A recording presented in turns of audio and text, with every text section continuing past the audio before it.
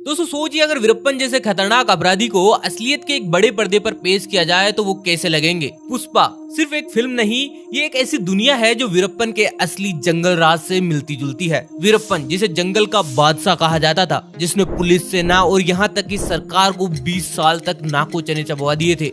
उसकी जिंदगी, उसका आतंक और उसकी चालाकी, यही सब कुछ आपको पुष्पा की कहानी में झलकता दिखेगा। क्या पुष्पा का किरदार वीरप्पन से इंस्पायर है? क्या ये फिल्म वीरप्पन की असली लाइफ का एक नया रूप है? आइए दोस्तों, आज के इस वीडियो में हम इस फिल्म और वीरप्पन की खतरनाक कहानी के बीच हकीकत के कनेक्शन को जानेंगे। एक ऐसा राज जो शायद आपने पहले कभी नहीं सुना होगा। वीडियो को पूरा देखें और चैनल को सब्सक्राइब कर लीजिए, क्योंकि जो आप जानेंगे वो आपको चौंका देगा। दोस्तों वीरप्पन की कहानी शुरू होती है 1952 में। तमिलनाडु और कर्नाटक की बॉर्डर पर बसा एक छोटा सा गांव गोपीनाथम। यहीं पर एक गरीब परिवार में जन्मा वीरप्पन बचपन से ही जंगलों से जुड़ा हुआ था। उसका असली नाम पूसे मुनिसामी वीरप्पन गाउंडर था।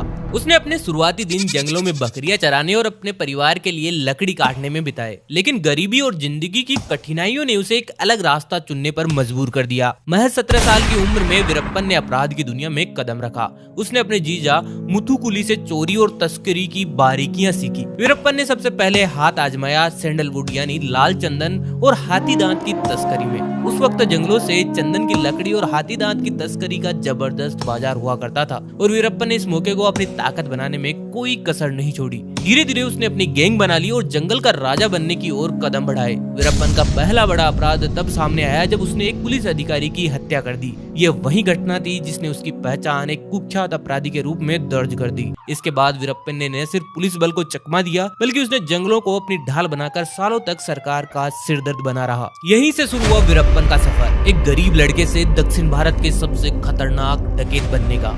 वीरप्पन के अपराधों की कहानी खून, धोखे और जंगल के काले कारोबार से भरी हुई है। इन जंगलों का भूगोल और पेड़ों की गहराई वीरप्पन के लिए एक आदर्श ठिकाना था। वो इन जंगलों का इस कदर आदी हो चुका था कि उसे कई किलोमीटर दूर से पता चल जाता था कि आसपास कोई जंगली जानवर है।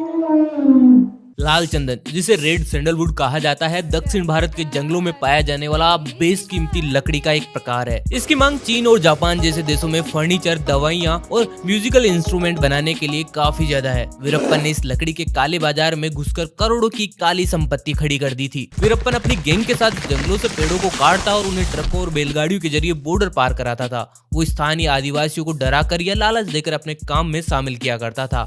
उसने अपनी गैंग और जंगल के रास्तों को इस कदर मजबूत कर लिया था कि पुलिस और वन विभाग के लिए उसे पकड़ना लगभग नामुमकिन हो गया था। वीरप्पन का दूसरा सबसे बड़ा कारोबार या यूं कहें कि अपराध था हाथियों का शिकार और उनके दांतों की तस्करी। उसने करीब 2000 से भी ज्यादा हाथियों का शिकार किया, जिससे न केवल पर्यावरण को नुकसान पहुंचा, बल्कि वन्य जीव संरक्षण कानूनों की भी धज्जियां उड़ाकर रख दी थी। वो हाथी दांतों को इंटरनेशनल बाजार में बेचता, जहाँ इनकी कीमत सोने के बराबर थी। वीरप्पन के अपराध सिर्फ तस्करी तक सीमित नहीं थे, उसने पुलिस और आम जनता पर भी हमला करना शुरू कर दिया था। वीरप्पन ने करीब 184 लोगों की हत्या की, जिनमें पुलिसकर्मी, फॉरेस्ट गार्ड और आम नागरिक शामिल थे। उसने गांव में डर फैलाकर खुद को जंगल का बादशाह घोषित कर दिया। उसने कई बार पुलिस को चकमा देकर उन्हीं के हथियारों की खेपें लूट ली थी। लेकिन ऐसा क्या कारण था जिसकी वजह से वीरप्पन अभी भी पुलिस की पहुंच से काफी ज्यादा दूर था? उसकी वजह थी वो स्थानीय पॉलिटिशियंस और अधिकारियों को रिश्वत देता था। इतना ही नहीं, पुलिस वालों में भी उसके मुखबिर हुआ करते थे। एक और वजह ये थी कि ये जंगल 2 स्टेट की बॉर्डर एरिया पे पड़ता था, जिसकी वजह से जब एक राज्य की पुलिस ऑपरेशन चलाया करती थी तो वो दूसरे राज्य में भाग जाया करता था। और जंगल में उसका खौफ इतना कि घुसने से पहले भी पुलिस के हाथ पांव फूल जाया करते थे। वीरप्पन का लालच और आतंक इस कदर बढ़ चुका था कि उसने खुद को कानून और व्यवस्था से ऊपर मान लिया था। यही वजह थी कि वो एक अपराधी नहीं बल्कि एक जंगल का आतंक बन गया, जिसके खौफ से पूरा दक्षिण भारत कांपता था। वीरप्पन का एक अजीब शौक और था, उसे लाइमलाइट में रहना पसंद था। वो जंगल से कई बार इंटरव्यूज भी दिया करता था। वीरप्पन की सबसे चर्चित और सनसनीखेज घटना थी कन्नड़ फिल्म अभिनेता राजकुमार का अपहरण। इस घटना ने पूरे देश को हिलाकर रख दिया था और वीरप्पन की कुख्याति को चरम पर पहुंचा दिया था। 30 जुलाई 2000 को वीरप्पन और उसकी गैंग ने तमिलनाडु के एक दूरस्थ गांव गोपाल स्वामी बेट्टा में घुसपैठ की।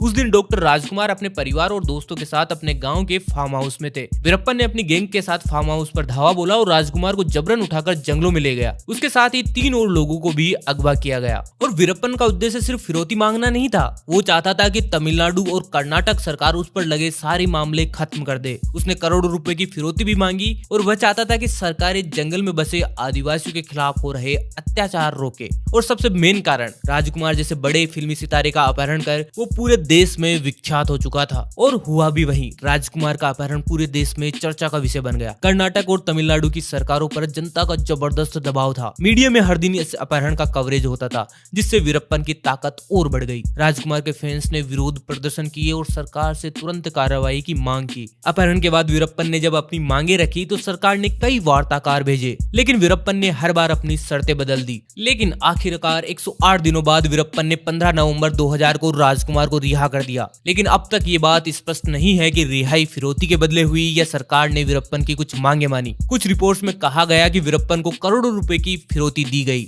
लेकिन सरकार ने इसे कभी स्वीकार नहीं किया। वीरप्पन का दूसरा बड़ा और बहुचर्चित अपहरण कांड था तमिलनाडु के पूर्व मंत्री एच नागप्पा का किडनैप, जिसने राजनीति और प्रशासन को पूरी तरह हिलाकर रख दिया। 10 अगस्त 2002 की रात वीरप्पन और उसकी गैंग ने कर्नाटक के मैसूर के पास नागप्पा के फार्म हाउस पर धावा बोला और नागप्पा को अगवा कर घने जंगलों में ले गए। नागप्पा के परिवार ने तुरंत पुलिस को इसकी सूचना दी, लेकिन वीरप्पन पहले से ही अपने गैंग के साथ गायब हो चुका था। नागप्पा के अपहरण के बाद सरकार ने फिर से वार्ताकार नियुक्त किए। वार्ताकारों ने जब वीरप्पन से संपर्क किया, लेकिन वो हर बार नई शर्तें रखता और अपनी सुरक्षा की गारंटी मांगता। लेकिन दुर्भाग्य से नागप्पा का मामला राजकुमार जैसा नहीं निकला।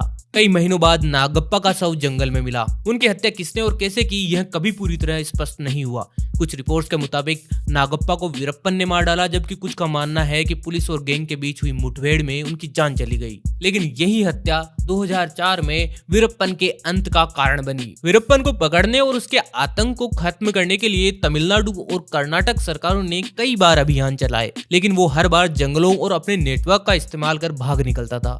2004 में सरकार ने एक विशेष अभियान तैयार किया जिसे ऑपरेशन कुकुन नाम दिया गया, और यही ऑपरेशन वीरप्पन की आपराधिक यात्रा का अंत साबित हुई। तमिलनाडु और कर्नाटक पुलिस ने मिलकर एक स्पेशल टास्क फोर्स बनाई, जिसमें जंगलों का गहरा ज्ञान रखने वाले अनुभवी अधिकारी शामिल थे। वीरप्पन की गतिविधियों की जानकारी हासिल करने के लिए उसी की गैंग का एक बंदा पुलिस का मुखबिर बन गया, जिसे साम दाम दंड भेद से पुलिस टीम में शामिल किया गया था। वीरप्पन जंगल का राजा था और उसे फंसाने के लिए जंगल से बाहर निकालना बेहद जरूरी था। वीरप्पन की आंखों में कुछ प्रॉब्लम थी, उसे ढंग से दिखाई नहीं देता था। बस फिर क्या था, पुलिस वालों ने जाल बुना और उसे आंखों के ऑपरेशन करने के लिए शहर की तरफ आने को कहा गया। पुलिस के मुखबिर ने वीरप्पन को जंगल से बाहर आने के लिए मनाया। जंगल से बाहर जैसे ये शेर निकला, गीदड़ बन गया। जिस एम्बुलेंस में बैठकर वीरप्पन अपनी आंखों का इलाज करवाने जा रहा था, उसे पुलिस ने घेर लिया।